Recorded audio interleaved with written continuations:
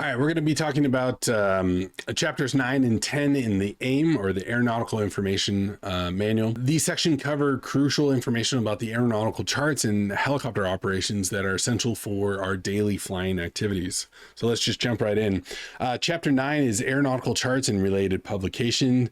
And here are the different types of charts that are available. Okay, so the Sectional Aeronautical Charts, Terminal Aeronautical Charts, Gulf Coast Aeronautical Chart, Grand Canyon Aeronautical Chart, right?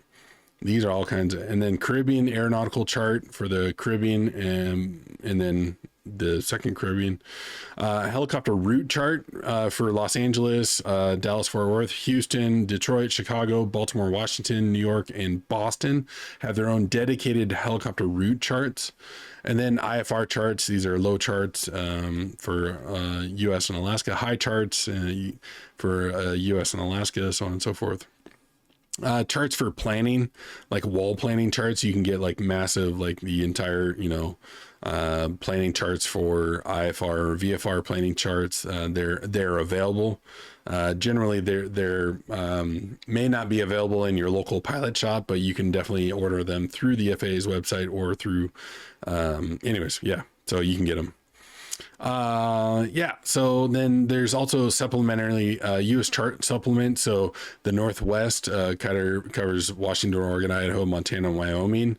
North Central, you get it. South Central, Southwest, South Central, Southeast, East Central, Northeast, to include, DC, Washington, Virginia, Delaware, Maryland, New Jersey, you get it.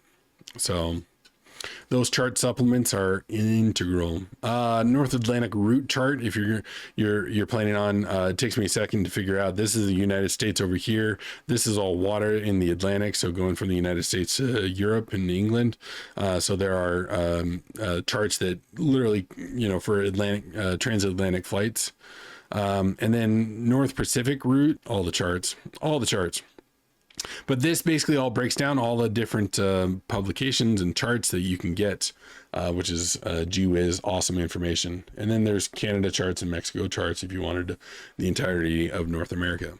Now let's talk about helicopter operations. And this is broken down into kind of two separate sections. There's helicopter IFR operations, and then the Gulf of Mexico grid system, which I think is really interesting. And then helicopter approach to VFR heliports. And then special operations, offshore helicopter operations, helicopter night VFR operations, landing zones.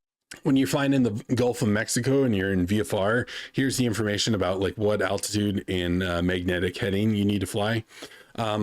Keep in mind, this is like gee whiz information. This is not information that you will be questioned on during your private check ride or commercial check ride for that matter.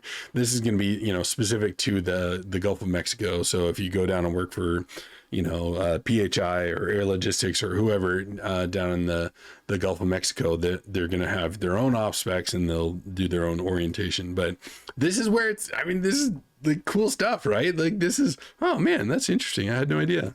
They have like offshore helideck and landing communications and best practices, and onshore helidecks and, rapid refueling and hot refueling stuff, night VFR operations down in the Gulf of Mexico. And it's just phases of the moon. It's just all kinds of really interesting information. Oh, wow. I'd never even actually seen this. Appearance of wind effects, wind direction and touchdown area. This is showing large waves. And, oh man, that's really interesting. See, I've been flying for 20 years and I'm still learning this stuff. Here it is. Hand signals. So for like EMS pilot, use the following: land here day, landing zone unsafe, land here night, land here unsafe. That's kind of interesting for EMS. The AIM, if you haven't figured out by now, is a contained wealth of information. I would encourage you, like always, just to study and learn as much as you can on your own. Be sure to like and subscribe this video. If you want to learn more about helicopters, I have a free course on getting started with helicopters. I also have a course on how to pay for flight school, and I also have a course on getting your private helicopter license. I'd love to help you out. Links are all down in the description below.